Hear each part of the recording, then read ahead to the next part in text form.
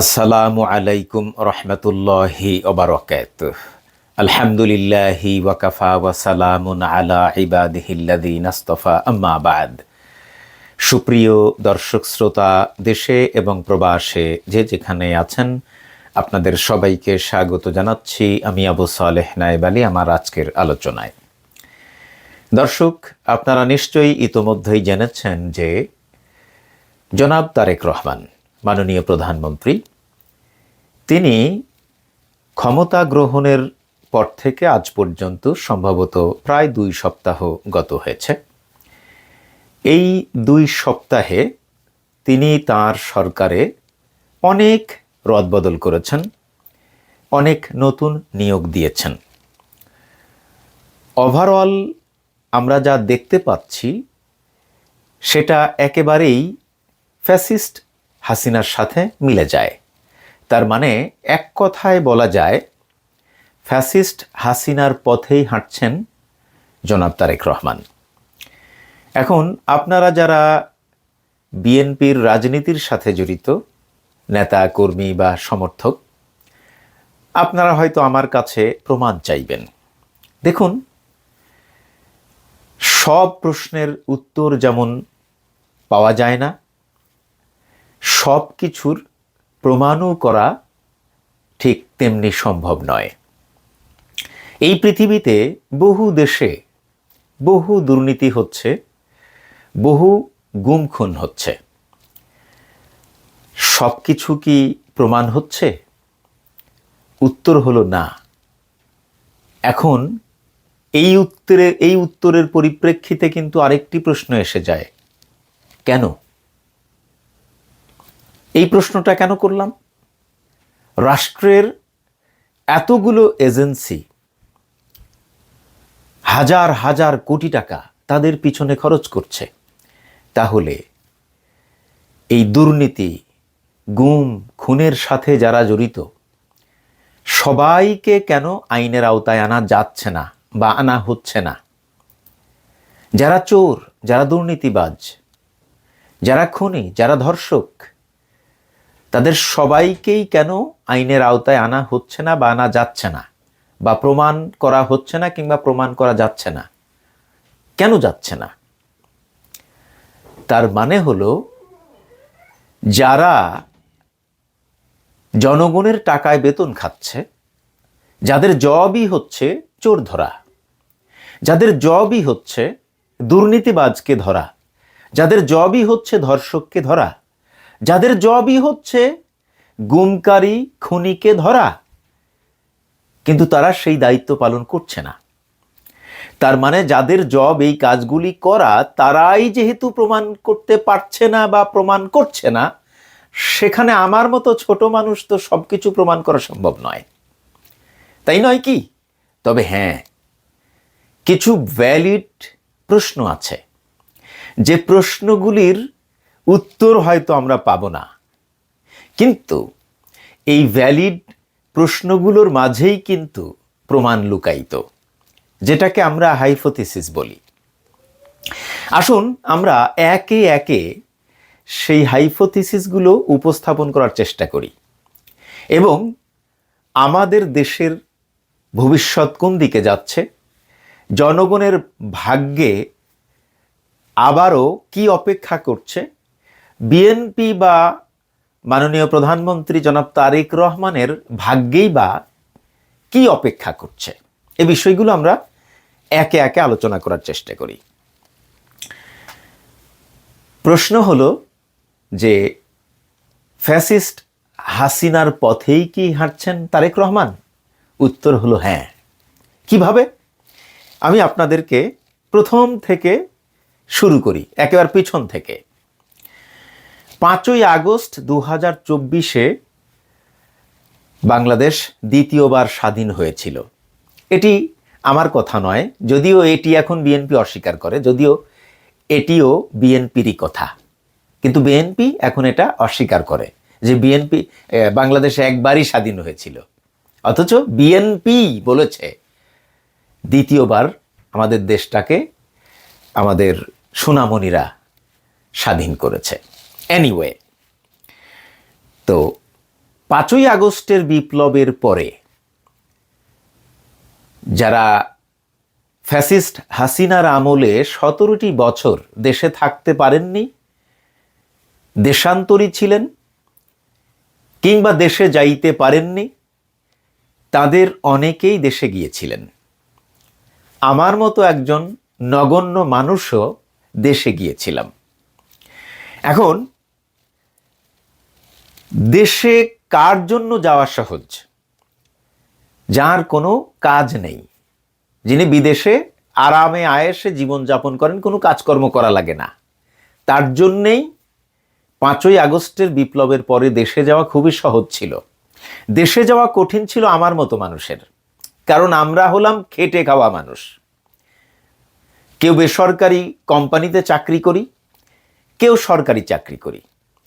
তো সরকারি চাকরি করি আর বেসরকারি চাকরি করি, কোনো না কোনো মানুষের অধীনে আমরা চাকরি করে খাই। তো তারা যদি আমাদেরকে ছুটি না দেন, তাহলে তো আর আমরা দেশে যেতে পারবো না। কিন্তু যার কোনো কাজ নেই, যিনি দেশের ভাবী প্রধানমন্ত্রী হওয়ার স্বপ্ন দেখছেন, দেশের কর্ণধার হওয়ার স্বপ্ন দেখছেন, তার তো সবার আগে দেশে যাওয়ার কথা, তাই না? তো এত মানুষ দেশে গেলেন 5ই আগস্টের পরে। তারেক রহমানের দেশে যেতে প্রায় 1.5 বছর সময় লেগে গেল কেন? এই কেনর আবার উত্তরও আছে। আপনাদের নিশ্চয়ই মনে আছে, সাবেক প্রধানমন্ত্রী, বিএনপির সাবেক চেয়ারপারসন দেশনেত্রী বেগম খালেদা জিয়া, তিনি গুরুতর অসুস্থ হয়ে পড়লেন। তো স্বভাবতই একজন বয়োবৃদ্ধ নারী যখন অসুস্থ হয়ে পড়েন, তখন কিন্তু পাশে তার সন্তানেরা থাকবেন, এটা তিনিও যেমন আশা করেন, বাড়ির লোকজনও আশা করে, আত্মীয় স্বজনও আশা করে, পাড়া প্রতিবেশীও আশা করে। কিন্তু আমরা সেটা জনাব তারেক রহমানের পক্ষ থেকে দেখি নাই। তো যখন তুমুল সমালোচনা হলো যে তার মা মৃত্যু শয্যায়, যে কোনো মুহূর্তে মারা যেতে পারেন, দেশে এখন স্বৈরাচার নাই, দেশ স্বাধীন, বিশাল এক বিপ্লব হয়ে গেছে, এরপরেও কেন তার মা অসুস্থ, গুরুতর অসুস্থ হওয়ার পরেও তিনি দেশে আসলেন না? এমনিভাবে অনেকেই সমালোচনা করেছেন, আমি নিজেও করেছি।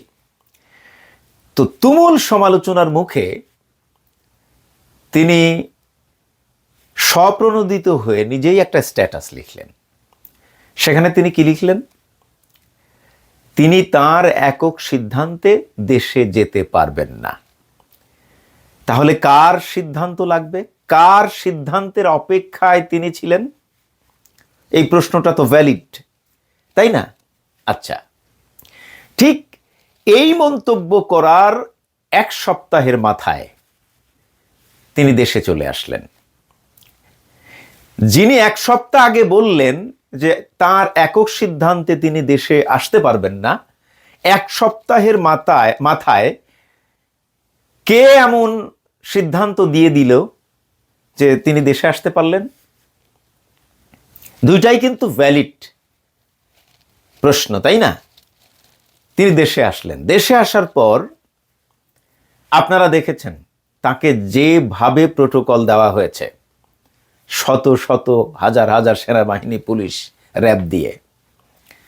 পৃথিবীর ইতিহাসে কোনো সরকার প্রধান, প্রধানমন্ত্রী বলেন, রাষ্ট্রপতি বলেন, এতটা প্রোটোকল পেয়েছে বলে আমার জানা নেই তিনি যতটা প্রোটোকল পেয়েছেন। এরপরে আপনারা দেখেছেন যে তিনি নির্বাচনে অংশগ্রহণ করলেন। মাঝখানে আরেকটি কথা উল্লেখ না করলেই নয়, তার মা ইন্তেকাল করলেন। এখানে বিরাট এক প্রশ্ন রয়ে গেছে, তার মা কি তিনি দেশে আসার আগে ইন্তেকাল করেছেন নাকি পরে ইন্তেকাল করেছেন? এই প্রশ্নের সঠিক উত্তর এখনো আমাদের অজানা। হয়তো কোনো একদিন আমরা জানতেও পারি। ওই যে তাকে যিনি সেবা করতেন, মহিলাটার নাম ভুলে গেলাম, যদি উনি বেঁচে থাকেন এবং কোনোদিন যদি জনাব তারেক রহমানের পরিবারের সাথে তার কোনো বিরোধ তৈরি হয়, সেদিন হয়তো আসল সত্যটা বের হয়ে আসবে। এখানেও কোনো পূর্ব পরিকল্পনা থাকতে পারে যে সত্য যাতে প্রকাশিত না হয়, এই জন্য হয়তো তাকেও আগে থেকেই দুনিয়ার থেকে বিদায় করে দেওয়া হতে পারে।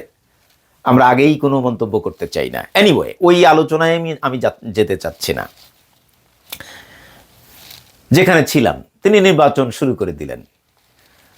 নির্বাচনের শেষ মুহূর্তে এসে জামায়াতে ইসলামের জোট নিয়ে বেশ একটা মানে অপ্রস্তুতির মধ্য দিয়েই জামাতের রাজনীতির সূচনাটা হয় বা নির্বাচনের সূচনাটা হয়। তো একটা পর্যায়ে আপনারা জানেন যে ইসলামী আন্দোলন বাংলাদেশ বেরিয়ে গেল। তারা কোনো মতো একটা সমঝোতা করে একেবারে মনোনয়নপত্র প্রত্যাহারের শেষ দিনে গিয়ে, তারা বলা যায় যে শেষের দিকে গিয়ে জোটের আপনার প্রার্থী তারা ঘোষণা করলেন এবং নমিনেশন পত্র তারা উইথড্র করলেন। তো ওভারঅল তারা কিন্তু নির্বাচনটাকে সেইভাবে মানে গুছিয়ে আনতে পারেনি, একটু অগুছালো ছিল।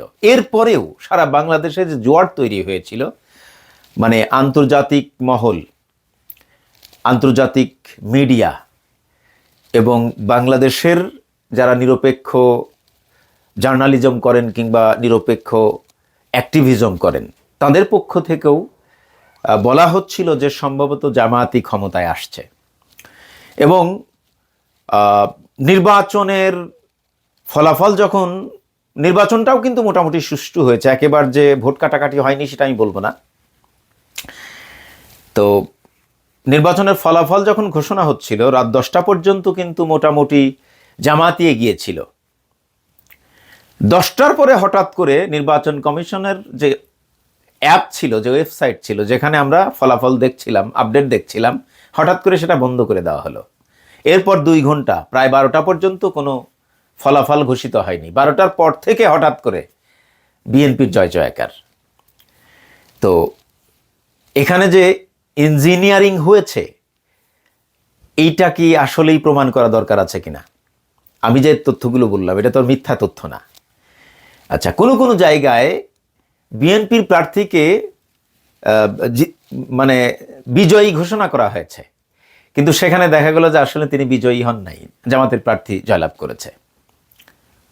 আবার কোনো জায়গায় জোটের প্রার্থী জয়লাভ করেছে, পরবর্তীতে দেখা গেছে যে সেখানে বিএনপির প্রার্থীকে জয়ী ঘোষণা করা হয়েছে। তো মানে নির্বাচন কমিশন থেকে কোনো ফলাফল ঘোষণা করা হচ্ছে না, মিডিয়াগুলি নির্বাচন ফলাফল ঘোষণা করছে। আচ্ছা, এরপরে আসেন, এরপরে বলবো না, এর আগে যখন নির্বাচন হচ্ছিল তখন সারা বাংলাদেশে শত শত কেন্দ্রে আপনার ভোট ডাকাতির ঘটনা ঘটেছে, ভোটে কারচুপি ঘটনা ঘটেছে, মানে জোরপূর্বক সিল মারামারির ঘটনা ঘটেছে, ব্যালট বাক্স ছিনতাইয়ের ঘটনা ঘটেছে। জামাতের বা 11 দলীয় জোটের এজেন্টদেরকে বের করে দেওয়া হয়েছে। জামাতের ভোটার এজেন্টদেরকে বাড়ি বাড়ি গিয়ে হুমকি দেওয়া হয়েছে যে তারা যেন ভোট কেন্দ্রে না যায়। এই কাজগুলি কারা করেছে? বিএনপি করেছে। জামাতের কোনো নেতা, জামাতের কোনো প্রার্থী এখন পর্যন্ত কেউ প্রমাণ করতে পারেনি যে জামাতের কোনো নেতা, জামাতের কোনো প্রার্থী বিএনপির এজেন্ট, পোলিং এজেন্ট, বিএনপির ভোটারদেরকে হুমকি দিয়ে আসছেন যে তোমরা ভোট দিতে গেলে তোমাদের পা থাকবে না। এমন হুমকি টুমকি তো দেয়নি। জামাতের কোনো নেতা কোনো কেন্দ্র থেকে বিএনপির কোনো পোলিং এজেন্টকে বের করে দিয়েছে, এমন কোনো ঘটনা ঘটেনি। জামাতের কোনো নেতা বা জামাতের কোনো পোলিং এজেন্ট কোনো কেন্দ্রে জোরপূর্বক ভোটে কারচুপি করার চেষ্টা করে নাই।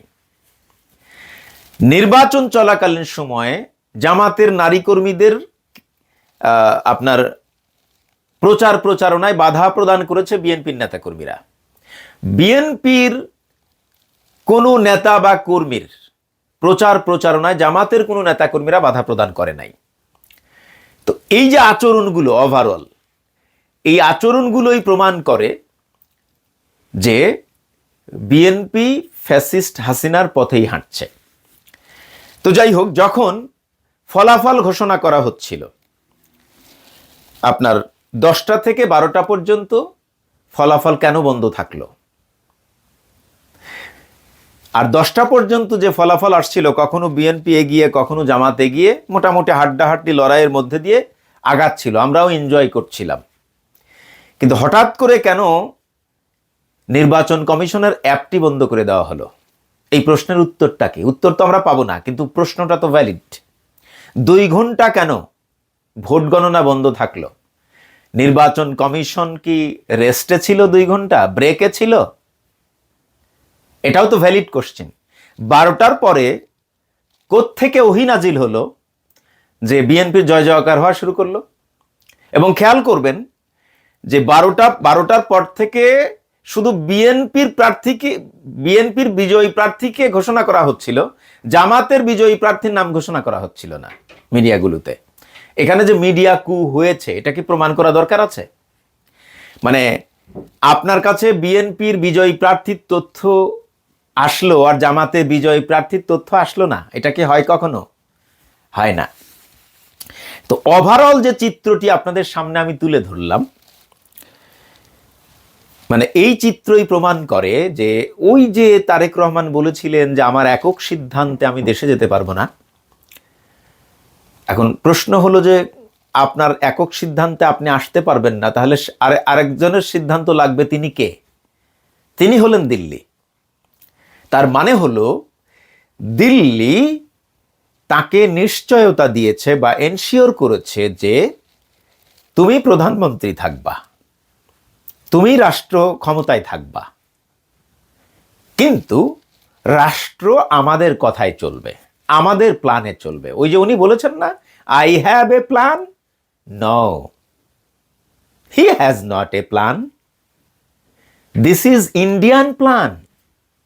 India has a plan, Delhi has a plan, Tarique Rahman has not a plan. This is the reality. উনি যতই বলুক এটা দিল্লির প্ল্যান, ওনার মুখ দিয়ে উনি বের করেছেন আই হ্যাভ এ প্ল্যান।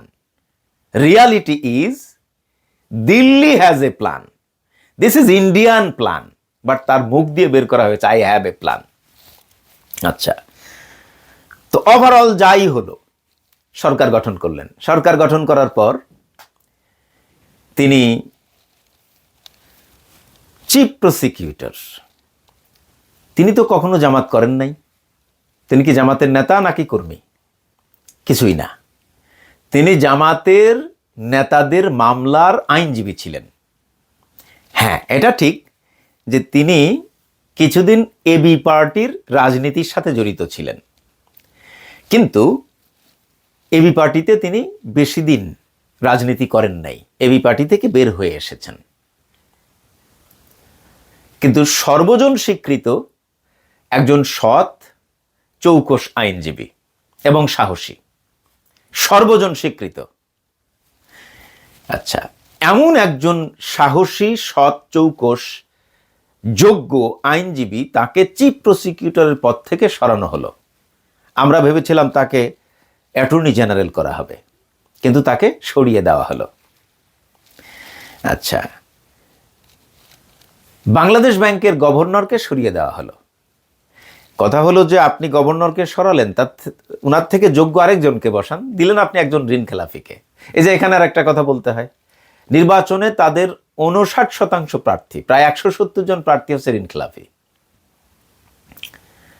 আচ্ছা, তো ওই যে কথা বলছিলাম, এরপরে এই যে দেখেন, সকল সিটি কর্পোরেশনের মেয়রকে মেয়রের জায়গায় না বসিয়ে সেখানে প্রশাসক নিয়োগ দেওয়া হলো, এবং প্রত্যেকেই বিএনপির নেতা।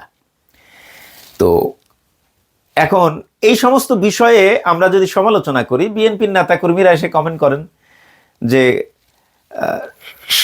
সরকার হলো বিএনপির, তারা কি এই সমস্ত পদে বসাবে জামাতের লোকজনকে বা বিএনপির অপছন্দের লোকজনকে বসাবে? বিএনপির পছন্দের লোকজনকেই তো বসাবে, বিএনপির নেতাদেরকেই তো বসাবে। এটাই তো নিয়ম, এটাই তো হয়, তাই না? তো তাই যদি হয়, তাহলে হাসিনার সরানোর কি দরকার ছিল? হাসিনা যা করেছে তারেক রহমানও তো আইন তো করছে, পার্থক্য তো কিছুই নাই। হাসিনা যেমন তার পছন্দের লোকজনকে প্রশাসনের সব জায়গায় বসিয়েছিল,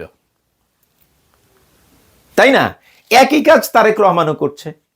অর্থাৎ ফ্যাসিস্ট হাসিনা তার পছন্দের লোকজন, তার দলের লোকজনকে সব জায়গায় বসিয়েছিল, তারেক রহমানও তার পছন্দের লোকজনকে, তার দলের লোকজনকে সব জায়গায় বসাচ্ছেন। তাহলে এত রক্ত দিয়ে শেখ হাসিনাকে সরানোর কি দরকার ছিল? একই কাজ যদি তারেক রহমানই করেন তাহলে শেখ হাসিনা থাকলেই তো হতো, এত রক্ত তো দেওয়া দরকার ছিল না, তাই না? এত রক্ত তো দেওয়া দরকার ছিল না, হাসিনা থাকলেই তো হতো, তারেক রহমানের কি দরকার? হাসিনা আর তারেক রহমান মুদ্রার এপিট আর ওপিট। ওই যে নৌকা ধানের শীষ, দুই সাপের একই বিষ। বিএনপি আওয়ামী লীগ মুদ্রার এপিট আর ওপিট, আমরা তো তাই দেখতে পাচ্ছি। তো বিষয়টা হলো, শেখ হাসিনাকে যিনি চালাইতেন তারেক রহমানকেও তিনিই চালাচ্ছেন। দেয়ার ইজ নো ডিফারেন্স,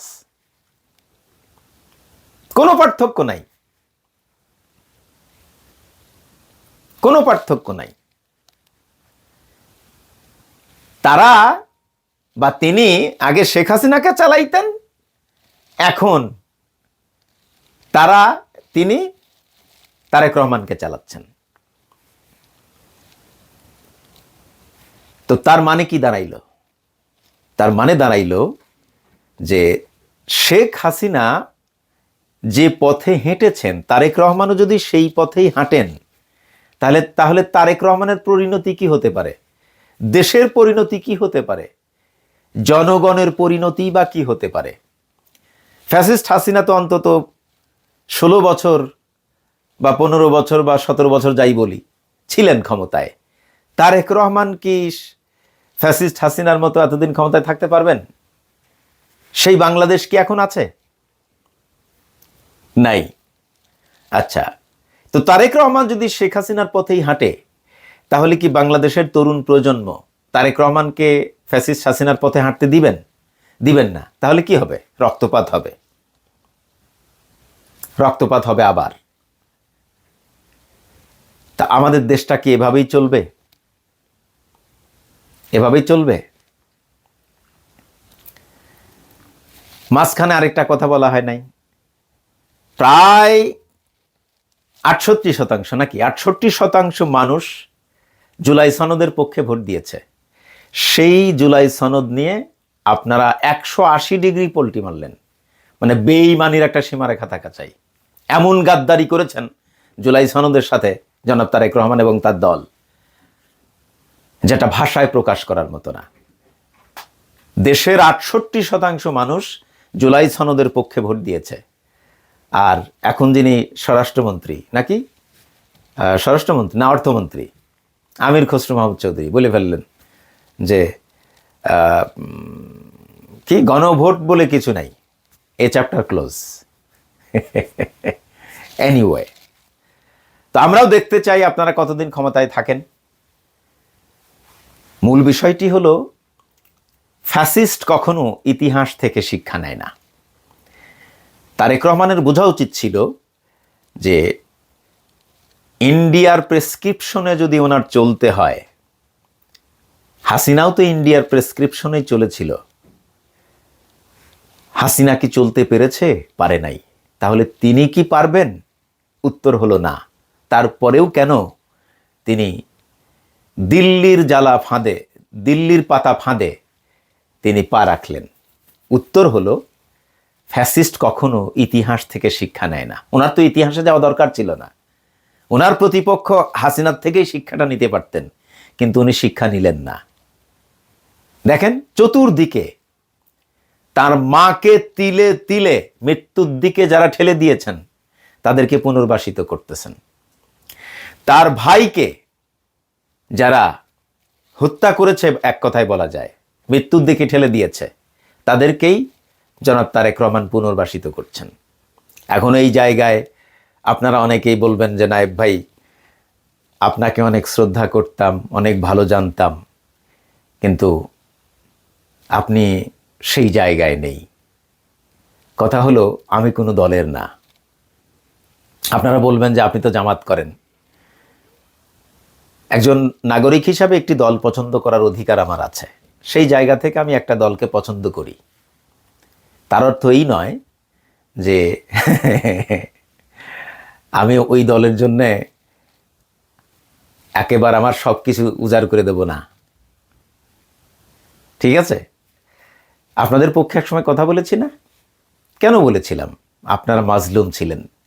কিন্তু আজকে কেন আপনাদের বিপক্ষে কথা বলছি? আপনারা জালেমে পরিণত হয়েছেন। সারা বাংলাদেশে নির্বাচনের পরের দিন থেকে শুরু করে আজ পর্যন্ত যা করেছেন একেবারে অবিকল শেখ হাসিনা এটাই করেছিল, আপনারাও সেটাই করছেন। তার মানে ফ্যাসিস্ট হাসিনা অতীতে যা করেছিল আপনারা আজকে ঠিক তাই করছেন এবং ভবিষ্যতে আরও বেশি করবেন। অতএব আমি কথা বলেই যাব, যদিও আগের মতো আমি অ্যাক্টিভ না, বাট যখনই সুযোগ পাবো কথা বলেই যাব। আপনারা তাতে আমাকে শ্রদ্ধা করেন আর না করেন, আমাকে ভালো জানেন আর না জানেন, ইট ডাজেন্ট ম্যাটার। আপনার শ্রদ্ধায় আমি জান্নাতে যাইতে পারবো না, আপনার ভালো জানায়ও আমি জান্নাতে যেতে পারবো না। আল্লাহ যদি আমাকে জান্নাতে যাওয়ার সুযোগ না করে দেন, আমার আমল যদি না থাকে, আমি জান্নাতে যেতে পারবো না। অতএব আপনাদের ভালো জানা, আপনাদের শ্রদ্ধায় আমার কিচ্ছু এসে যায় না। আপনাদের অশ্রদ্ধায় আমি জাহান্নামে যাব না, আপনাদের খারাপ জানায় আমি জাহান্নামে যাব না। আমার আমল দিয়েই আমি জান্নাতে যাব, আমার আমল দিয়েই আবার আমি জাহান্নামে যাব। আল্লাহ যদি আমার উপর সন্তুষ্ট থাকেন, ইনশাআল্লাহ আমি জান্নাতে যাব। আল্লাহ যদি অসন্তুষ্ট থাকেন, তাহলে জাহান্নামে যাব। সুতরাং যে কাজে আল্লাহ সন্তুষ্টি থাকবেন আমি সেই কাজই করব। তাতে কোন দলের পক্ষে গেল কোন দলের বিপক্ষে গেল তাতে আমার কিচ্ছু এসে যায় না। আসসালামু আলাইকুম ওয়া রাহমাতুল্লাহি ওয়া বারাকাতুহু।